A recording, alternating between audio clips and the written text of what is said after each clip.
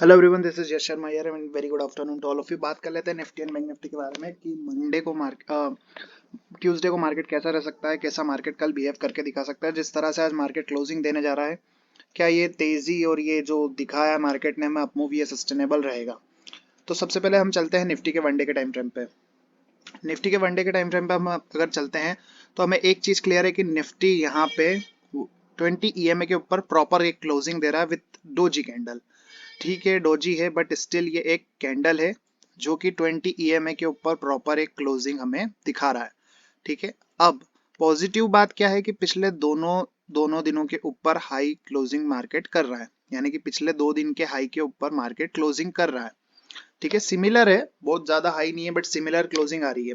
तो अगला टारगेट जो निफ्टी का निकल के आता है वो इवेंचुअली यहाँ से 18,300 तक के निकल के आते हैं, यानी कि ये हाई के आसपास निफ्टी यहाँ से 18,300 तक आपको टारगेट दिखा सकता है विथ अ गैप अप। ठीक है, यहाँ से 18,250 पे पहले हर्डल लेगा। ठीक है, 18,250 क्रॉस होते ही 18,300 तक का ही हाई आपको लगाता हुआ कल दिख सकता है, चाहे वो गैप अप से ही लगे और उसके बाद मार्केट भले ही फिर साइडवेज चले जाए। ठीक है, ये तो हो गई हमारे गैप अप और गैप डाउन की बात। ठीक है, चांसेस यही रहेंगे कि गैप अप के साथ मार्केट ऊपर कंटिन्यू करें। अब बात कर लेते हैं कि कल हमें क्या करना है। अगर मार्केट गैप अप खुलती है अराउंड, जैसा मैंने बताया कि 18,250 के आसपास, अगर 18,250 के आसपास बैंक निफ्टी, सॉरी 18,250 से लेके 300 के रेंज में अगर कहीं निफ्टी ओपन होती है, ठीक है, with a big gap up, तो आपको डायरेक्ट बाय नहीं करना है, क्योंकि बाय का सिनेरियो इसलिए नहीं बनेगा। आपके पास कॉल है तो बुक कर सकते हो, पर बाय इसलिए नहीं बनेगा क्योंकि हम पिछले कई दिनों से एक ट्रेंड देखते आ रहे हैं। उस ट्रेंड में हो क्या रहा है कि मार्केट खुलता तो ऊपर है और पूरे दिन नीचे साइडवेज जाने के बाद टाइम पास ही करता रहता है और कुछ नया नहीं करता है। जैसे अगर आप प्रीवियस डेज यहाँ पे कुछ देखें कि खुला ऊपर करा कुछ भी नहीं, खुला ऊपर करा कुछ भी नहीं, इवेंचुअली नीचे करा कुछ भी नहीं, इवेंचुअली नीचे करा कुछ भी नहीं और थोड़ा सा नीचे। तो कल भी ये सिलसिला कंटिन्यू होता हुआ आपको दिख सकता है और इस सिलसिले में आपके सीई में प्रॉफिट बन सकता है विद अ गैप अप।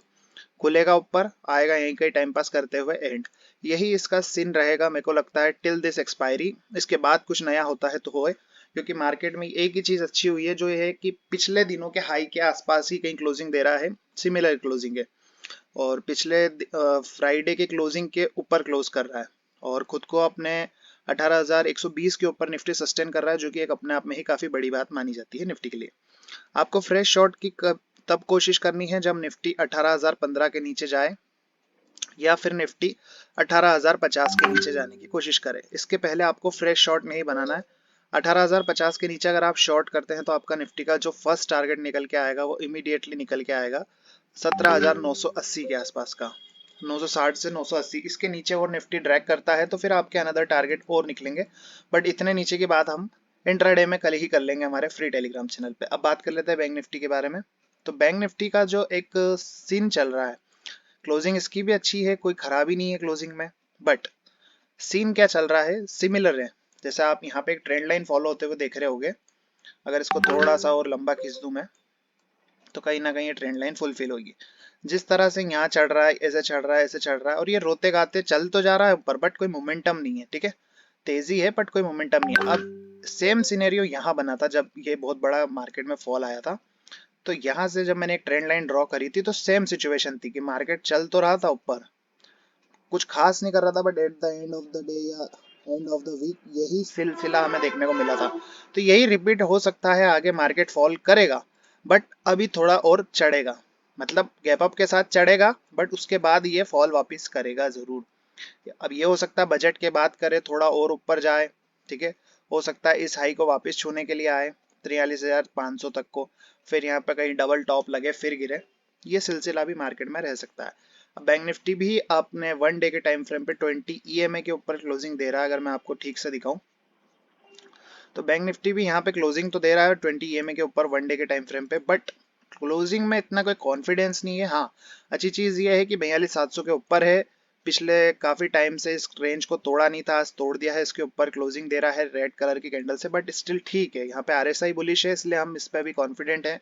तो बैंक निफ्टी पे अगले जो टारगेट निकलेंगे वो 43,300 से लेकर 500 तक के निकल सकते हैं, विथ अ गैप अप जाए या फिर फ्लैट टू पॉजिटिव होते हुए जाए या इंट्राडे में जाए, लेकिन जाएगा जरूर जब तक 42,700 बना हुआ है लेवल। ठीक है, और बात कर लेते हैं कि अगर इंट्राडे में गैप अप लेता है तो हमें क्या करना है। देखो, अगर इंट्राडे में कल गैप अप होता है तो सबसे पहले आपको अपने प्रॉफिट्स को बुक करना है, चाहे वो फिर 43,000 पे ओपन हो या 43,000 पे ओपन हो या फिर 43,100 पे ओपन हो। यहाँ पे आपको प्रॉफिट बुक करना है क्योंकि उसके बाद ये साइडवेज ही जाने वाला है इसी की तरह।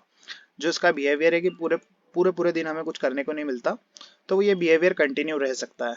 ठीक है, तो शॉर्ट आपको बैंक निफ्टी में तभी करना है जब 42,700 के नीचे बात जाए। 42,700 के नीचे जब तक नहीं जाता तब तक आपको शॉर्ट की नहीं सोचना। जैसे ही जाएगा बहुत ही शार्प फ्री फॉल आएंगे। 42,300, 400 और 42,200 और 42,000, ये लेवल सेम वन डे में आपको आते हुए दिखेंगे जब भी ये यहाँ से फॉल करेगा। ठीक है, बट जब तक 42,700 है तब तक आप बाय ऑन डिप्स का सोच सकते हैं with stop loss of 42,700। Okay, जब तक ये है इसके ऊपर आपको बाय का सोचना है। और ये यस ट्रेड नाम से मेरा फ्री टेलीग्राम है। अगर अभी फ्री टेलीग्राम चैनल है, इसको अभी तक आपने सब्सक्राइब नहीं किया है तो प्लीज सब्सक्राइब करें। इस पर आपको सभी जरूरी अपडेट्स फ्री में दे दिए जाते हैं। मैंने कुछ स्टॉक शेयर करे थे आज सुबह मॉर्निंग में, लाइक HDFC बैंक वगैरह, वो सभी स्टॉक बूम करे। HDFC और ICICI, कोटक बैंक और HDFC बैंक, इसमें से सिर्फ ICICI कुछ खास नहीं कर पाया, बाकी जो 3 स्टॉक्स दिए थे सभी ने बूम किया है और आगे भी अभी ये बूम करने के लिए रेडी हैं।